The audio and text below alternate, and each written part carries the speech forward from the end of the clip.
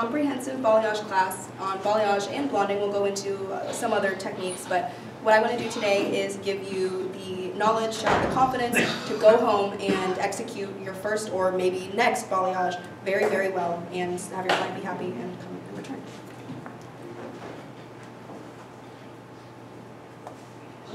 So I have a couple of preferred products that I use, and depending on the type of hair and the type of lift I'm looking for, I'll mix it up.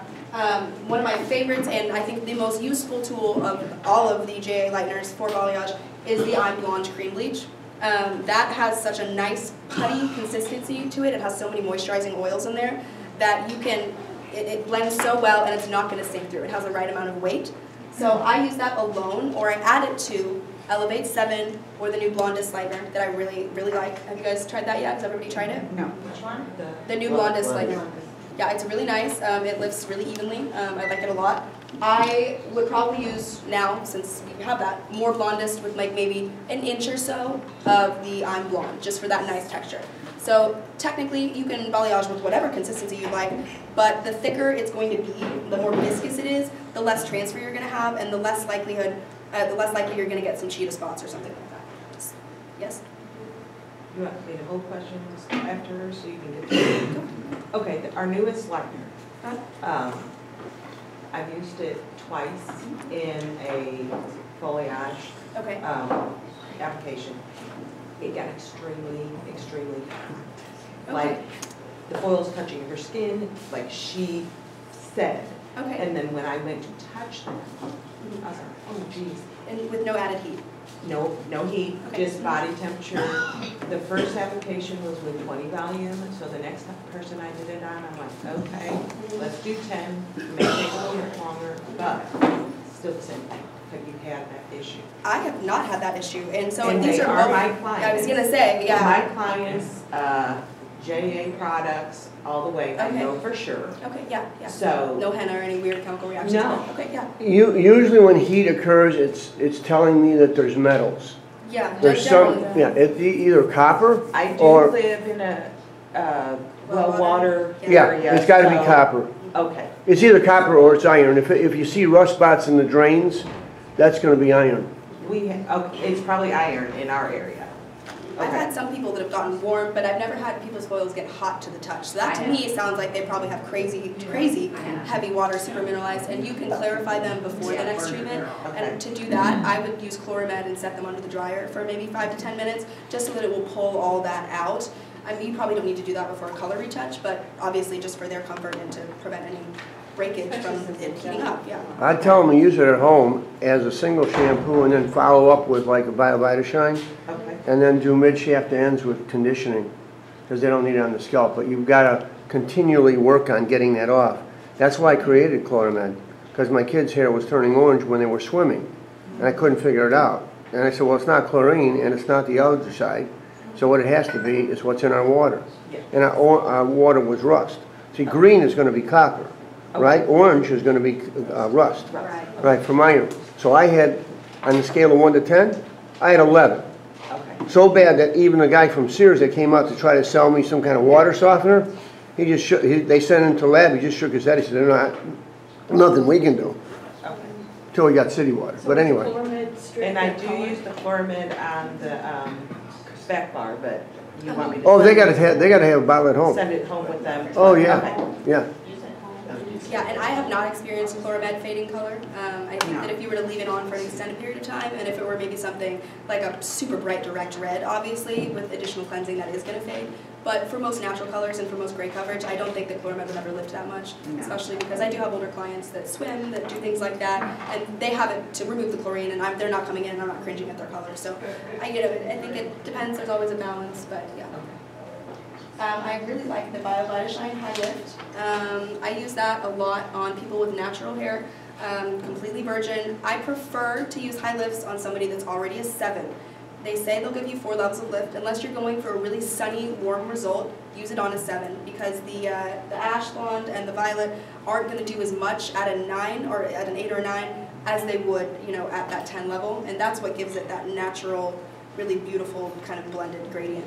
I do that a lot of the time as a first session. So if somebody comes in and they're like, and I want to see how they lift and they have virgin hair, there's no reason to bleach somebody's hair 3 times. Do it once with a high lift, gently, because even a high lift with double 40 is gentler than 20 volume if you're letting them process for the same time. So do as much as you can in foil with the high lift, and then next time go through and you can do that and kind of build, and you get more colors that way. What is a double 40? So for high lifts and toners, we mix 2 to 1 instead of the regular 1 to 1.5. So it's double developer to the color. And with high lifts, that's because it's forcing open the cuticle a little more and depositing it. And so generally 40, I will use 30. I have no problem using high lifts with 30. Only use it with like 20 if you are just trying to blend some gray. Do you see what I'm saying? I have a lot of women that come in and they're like, hey, listen, I love getting my hair colored. I'd like to come in less and grow out my natural gray. You can do that fairly easily with a haircut, a full highlight, and a high lift color at the everything else. And then once their gray grows out, the salts and the peppers are a little more blended because they all match a little better. I use ultra glazing a lot as well, in between balayages or to just lift the base. So that's something where you can apply, you can do a wet balayage where you apply ultra glazing all over the head and then you lighten on top of it, and then you can mush kind of together, you can blend at the spot where they meet, and that gives a much brighter, sunnier result without you having to actually color all of their hair. Everybody has different needs. Some people want to come in every 3 months, 6 months, whatever. That's the beauty of balayage. It's lived-in color and it's personalized. So if somebody wants foils around the face, I'm letting them know you're going to be in here in 6 weeks because it's not going to look as good. But if they come in and they're like, hey, my goal is to see you a little less, I'm like, I get it, I'm not offended. I'll see you in 5 months for your next session if you take the proper home care and you come in for a glaze and cut in between. So, you know, it really just depends. Everybody has different needs. AA paint is fantastic for like watercolory, vividy results. I use sometimes just the straight yellow, the sun, to tone. Sometimes I will just tone with direct dye if I don't need to process them any further. But I like that as a glaze afterwards. So a lot of the photos you'll see, it looks so complicated because it actually is. There's about 4 to 6 steps that you need to do. So that is a nice way to kind of after melt your color melt with AA paint. If you have somebody coming in with a rainbow and it's really, really blended, that's when you would do all of your regular balayage steps, not use a biomono after the lightener because that will block the absorption of the AA paint, and then go ahead and blend that all together. I like combing through my vivids as well, or combing it through strategically, just depending. So that can give it that really nice rooted look. A lot of girls, I would say in my age range, want like a lavender blended up to their natural, and so you have to do all those steps to get them light and then just glaze them last.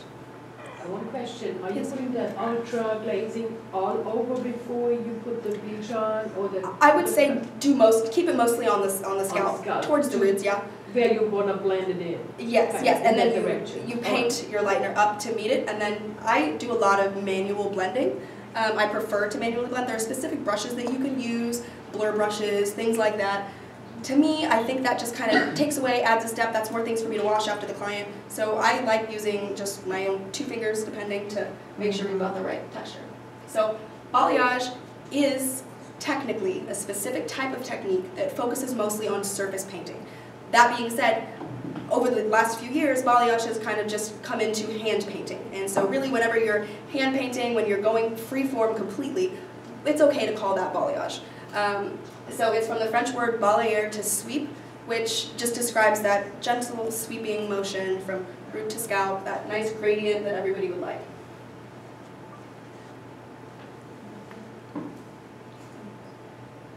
Okay, so the way that you apply is going to depend entirely on the client themselves and what their end result what their end result they're going for is. I prefer to apply my balayage to straight hair. For me, it's much easier. If somebody has curly hair and they wear it curly all the time, that's a different story. But if they wear their hair straight at least 50% of the time or more than 50% of the time, you're definitely going to want to do them from that position, because the straighter the hair is, the easier it is to paint. It's going to be like, it's like drawing on a piece of paper that isn't crumpled, you know? It's a nice clean line. Wet or dry. So if they are looking to do, one session, I might just do a wet balayage. If they're looking for something kind of gentle, I would pre-treat, do like a biocomplex, get them all ready for that, take them out of the bowl, and towel dry a little bit, and then go ahead and start working. I work from the front to the back when I do wet balayages, because that's where they need to see the brightness the most. And I don't recommend using more than 20 volume when doing that, unless you have done it before. Don't do your first wet balayage with 40, even if you know they'll need it, because it reacts very differently, and I always say the lower the volume, the safer the result, and especially if you have more than one client, you do not want to be upping the strength just more than you need to. Okay, so surface painting or full saturation, that kind of goes into the technicalities of the word balayage.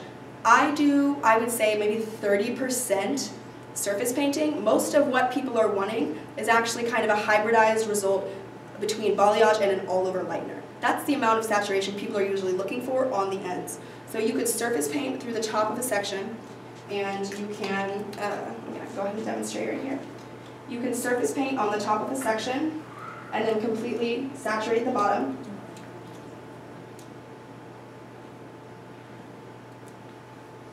Thank you, Ms. Lori, for being my model today. No problem. Stay up there. Okay. So, what I would say to do is first you want to kind of like just barely butterfly kiss the hair with the tiniest amount of pressure, and then slowly blend it upwards. And so see, this is surface painting on the outside of this section. And then I'm going to go ahead and I'm going to saturate this end. So sometimes people will come in and they'll say, hey, I would really like an ombre. And nobody really wants an ombre. That's kind of not just like about 10 years ago, but usually a harsher line than what most people are looking for. Ombres do not grow out well. Balayage, you can grow out much better. It looks better for longer. You're more likely to get more referrals if they look good for more than just 2 weeks. So on this side, I'll go ahead and do a full saturation, which is going to be me going up a little bit more towards the root.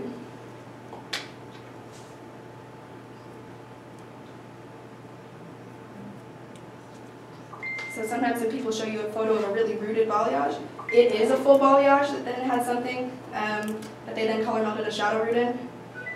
But that is what I mean by a hybridized all-over lightener section, because that is essentially an all-over lightener application. So if you aren't comfortable with all-over lighteners, definitely slow yourself down, bump your developer, because for it to all process evenly, you have to take your time, and it has to be fully saturated. So, yes, I wish I had a towel of some sort. So sectioning 3, 5, or none at all. Here's some napkins. Oh, thank you. So depending on the hair and how much hair they have, depending on how much of the hair we're actually balayaging, I offer partial balayage, face framing balayage, and a full balayage. So for a partial balayage, it's going to be similar to a partial highlight, everything throughout the sides and crown, anything the sun naturally touches. Thank you so much. And for a face framing, I would just section the first 2 inches of her hair and then 1 diagonal section over the ear.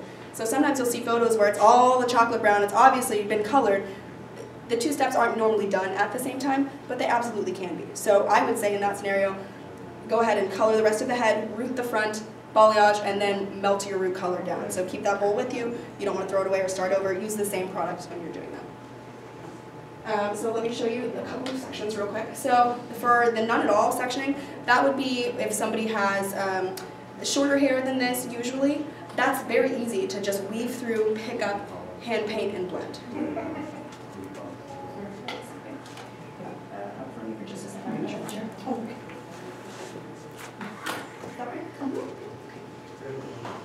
Perfect. So,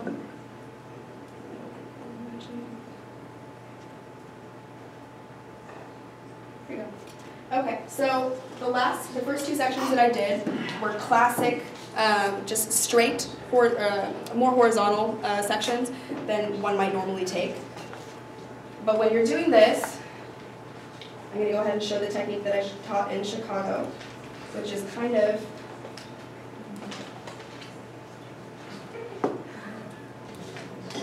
doesn't look like it, but this is really one of the easiest ways to get through a head of hair, especially if they're thick, to do a balayage. So you're zigzagging that? Yep, I'm zigzagging. So I'm going to show you 3 different techniques today.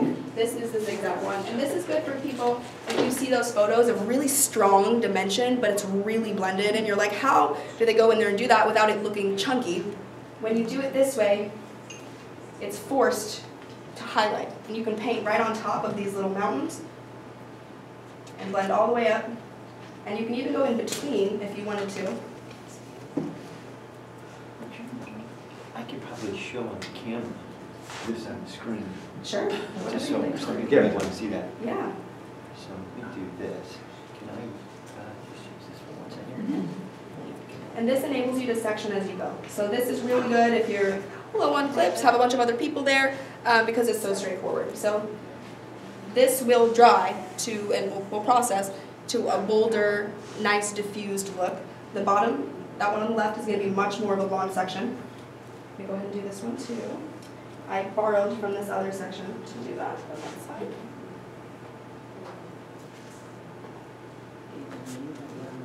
I like having a fairly loaded brush, and I always start at the mid and then work my way up. So I think that if you're going to be saturating on the bottom, you should start with a fairly loaded brush. But if you know you're only going to be doing surface painting, then it doesn't need to be crazy. So this is me fully saturating a zigzag section. And that's going to be... You do not tease at the root before you do this. I have a couple of opinions about teasing. First of all, it's never pleasant for the client. They really do not like the comb out, the brush out, no matter how nice of a wet brush you use. It's not great. That being said, I do tease occasionally, partially to separate the sections, to make it stand out, kind of how I know it would be if they styled it with a lot of volume, and as opposed to them coming in and me just coloring on top of it. I do tease to diffuse the line. I don't recommend teasing more than once or twice, because then you're just making it harder on yourself. Some people will rat the heck out of it. It's so much easier to just go in and do a nice weave in that area.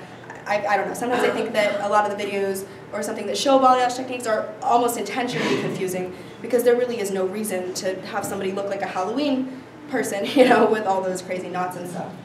However, backcombing is completely optional, and some people do like it. If you have any concerns, it's kind of a forgiving thing that you can do to yourself by giving it's a good thing to use when you're starting out. For me, overall, I like the hair as straight as possible, and when you tease, no matter what you're doing, you're kind of creating some fuzz there. Also, if you want to bring your balayage all the way up and you've teased here, you cannot hit the tease, or else you're going to get put like spots, cheetah spots. Nobody likes those. So since I bring it up to the scalp so often on people, that's another reason why I don't. So if you were just going to have like a, you know, kind of that really lower, gentle, subtle, kind of maybe around the shoulders and chin type, because some people do just want a little brightness there, then for sure, tease. And you don't need to go crazy with it. But I would say the gentler the better, because you're going to have to rinse all that lightener out before you tone anyways. And I don't always condition before I tone. Sometimes I just really make sure that all that lightener is out, and it honestly adds about an extra 5 to 10 minutes at the bowl. And I'm already at the bowl for like 5 minutes, so. That's fine. Oh, good. Okay. That's fine. It'll be okay. So, I have some examples of the different types of balayage that I've done.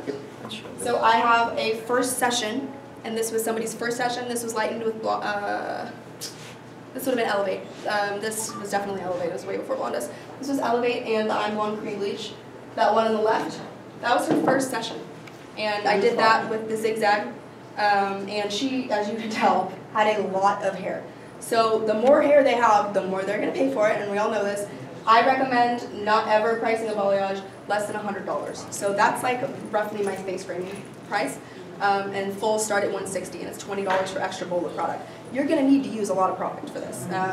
So keep that in mind and make sure that you're charging accordingly, because if you're spending 3 to 5 hours with somebody to make sure that it's all fine, your first application, your first few balayage applications will probably take you 30 minutes to an hour. So make sure that you know that. I'm a much faster hand painter than I am a foiler. And I think it's just the time that I was licensed, what was going on. And I know a lot of people back in the day are like, well, I can do a full head highlight in 30 minutes. That is so impressive to me. I'd have to do a balayage. So it just depends.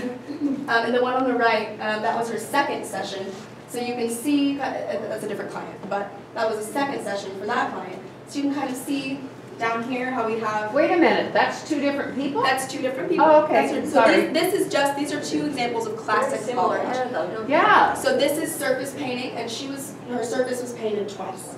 So if you can see, she's still got a lot of shadows, a lot of natural through the mid to the bottom, and that's because we kept that separation so that it would have a lot of contrast. On this next slide, Okay, so this is a before and after. This is my best friend Stacy, and she has such long hair. So this it had been maybe like 6 months. She's very bad about coming in. 6 months since her last balayage, and then that was her next balayage. And so you can do a lot with a lot of root if you're very specific about your placement.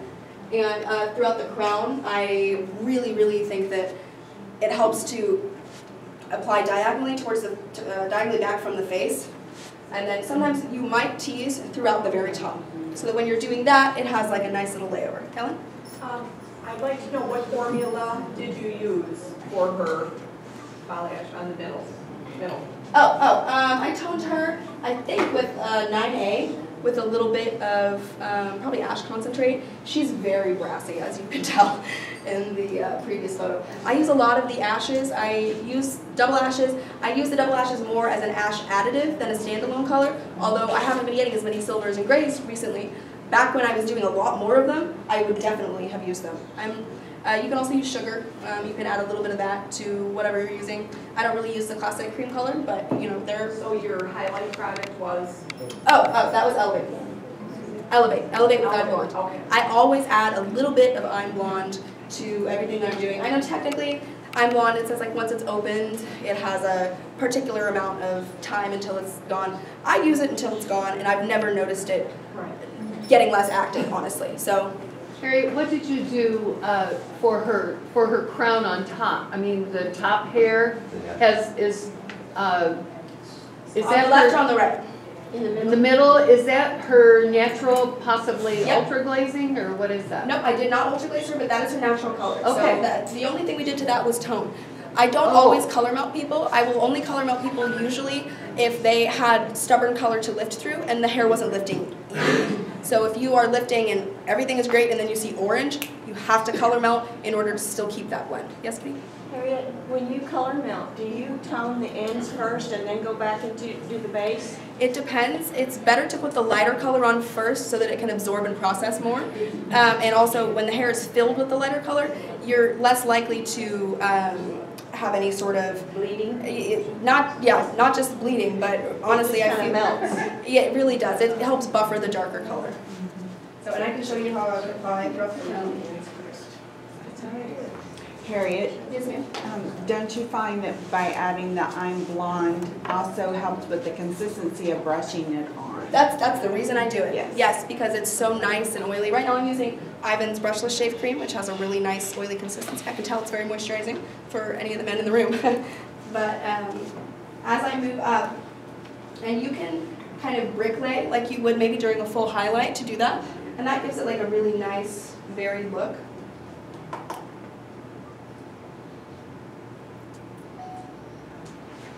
I was one of those people where growing up, you know, some people can draw a straight line in one go. I drew a straight line in 15 goes. So that's why I think balayage makes so much sense to me, is because I'm really just retracing the same lines and moving it up over and over. Oh, gorgeous.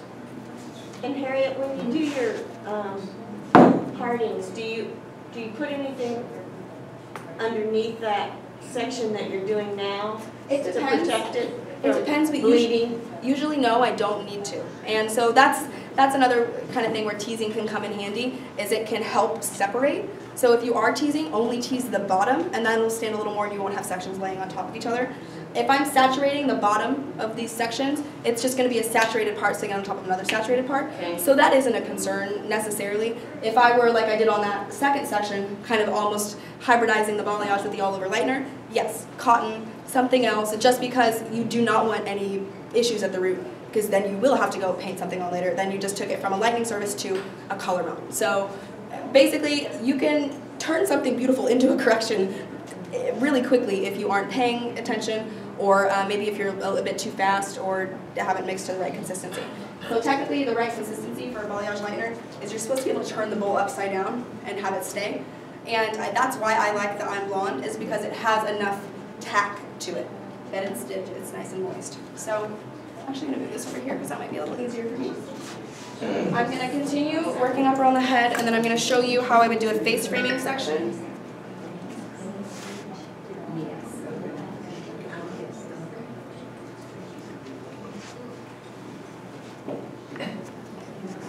And you can absolutely leave a veil when you're doing these things if you are at all worried. And sometimes when we're doing more than one thing, it really makes sense to do different things in different places. So a lot of the balayage that I do, I'll do a balayage and then they'll come in for a partial highlight. I'll do a balayage, they'll come in for a full highlight. So I like switching up the method of which I'm kind of providing that dimension, because at the end of the day, then it looks so much more beautiful. It has all these different techniques and it's almost impossible to copy. So I'll do maybe like a diagonal back partial the first time, and then the next time I'll come through horizontally in baby light. So every time you should be blending, you should be adding more blonde. This is a nice saturated section.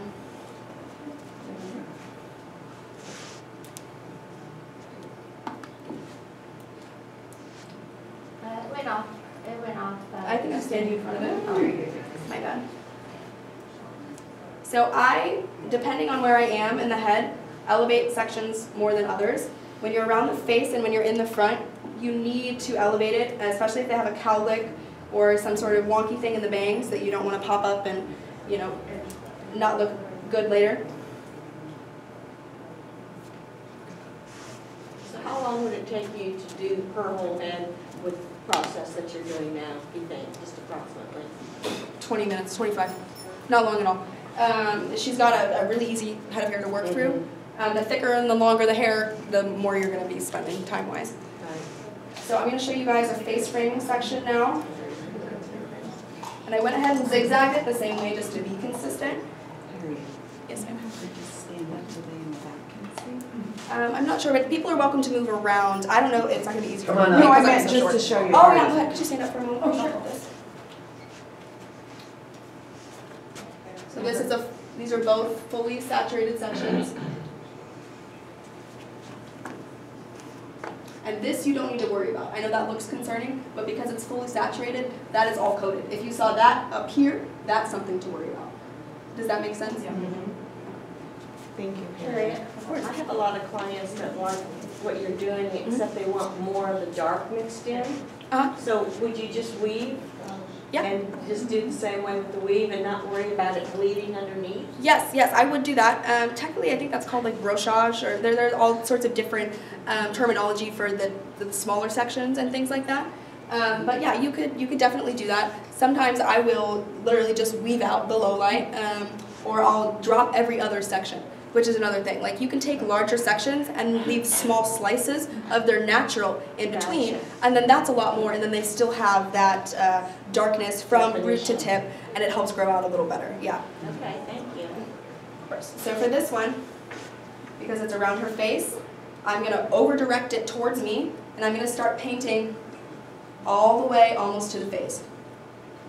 And that's what makes it look so homegrown and like it's just coming out of there, is because we're painting all the way to the scalp almost. So the same way you would highlight and just barely weave your baby lights around the face framing with a foil highlight. Go ahead and stand up and turn on. Can everybody see that? I connected right at the temple. So you don't have to blow out the entire spot. A lot of balayages we see, they want what they call like the money piece or whatever it is, and that's that section that splits with the bang or that really frames the front of the face. For this is just a very natural kind of way to do it. I normally connect probably at about 6 points around the face, and so maybe every inch and a half. That way they see it's there, but it's also going to be the first thing that they see to move when it starts growing out. So at the very least, they'll need to come in for a face framing balayage or maybe a full if they want to go lighter. So you're saying pulling the hair toward the face like that's going to be easier to get that line in? Yes, it's much easier to get a perfect front section if you're staring straight at it and you're elevating and over-directing it towards yourself. So when I did this, I basically painted this pretty firmly, pretty strong over here. There's not much here. We know that this is going to connect to the back after it's done processing. This is going to be a shadow, kind of like what Kitty was asking about. We only technically balayaged half of this and the bottom third. So that kind of connects it, and that's something that's really easy to do. Now I'm going to do a straight section instead of the zigzag. Depending on the hair, I will do a straight section. It's just faster and I think a little more random and funky when you do the zigzag pattern. But so for this, since we already connected to the face there, we're going to do the opposite. So we're going to bring it up a little higher on this side.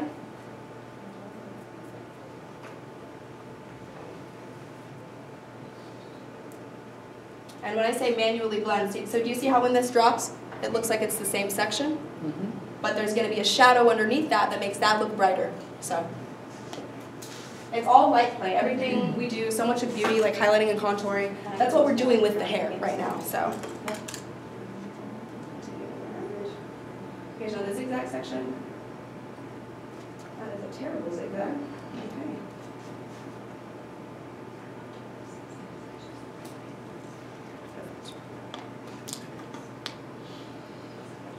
And I usually have a couple of brushes out on my cart or at my station, just so when these things, because as you're applying, you're moving up and down, you're going to pick up little hairs. You know, you can get a fuzzy brush like I'm dealing with right now. It helps to have a larger dry brush to blend, or just a couple clean brushes to use as you move through, because the small hairs, even if they're their hairs on your brush, could eventually mess up that blend. So this is me connecting it again to the face framing. She's got some little wispies around here that I'm going to come in and detail a little better.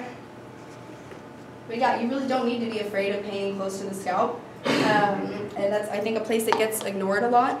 But when I'm painting, if I was doing a full balayage, I would do those baby hairs last, absolutely last, because they're going to be a little more fragile. And if you if they have a partial highlight and you're doing balayage in the back with 40 and there's already super blonde in the front, then you really do have to be very careful with what you're doing. I overlap over previously lightened sections all the time with no problem. That being said, I watch it like crazy. I constantly have my hands in it. I do not put balayages under the dryer. Some people do with the wet balayage. You might be able to get away with it a little more, especially if you want to like pump up that ultra glazing. However, you're going to want to double towel them because it's going to be kind of runny and a little bit more messy. So, as we get to this, her part, you have a couple of options. So she has a straight part, a consistently straight part. I'm blocking myself, yes. And so what we can do is if she had a highlight that she was looking to grow out and blend, you could just lift this top section, right where you know she'll always be from, and just do a quick weave. And then drop it out, and then paint it on like that, if that makes sense. So kind of like what you were asking, Kitty. That's really common to do around the face, that if people are used to what a highlight does for them, with what they're seeing to the scalp, and they're wanting to have a more low maintenance look, this is like the highest low maintenance in a way, because you're basically splitting it right down the middle. So that's nice and bold, and yet it'll still blend. She's getting that blonde that she's looking for. Okay. So throughout the crown back here,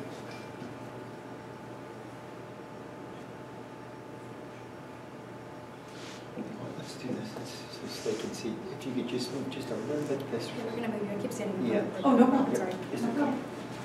This so it's not in front of the camera. Perfect, that's good. Okay. So here we are with this crown section. And I am going to have to clip it back. She's got a lot of volume today. I do. Yes, you do. Okay. OMG. Right? So, a lot of balayage throughout the back. I see that this kind of piece in the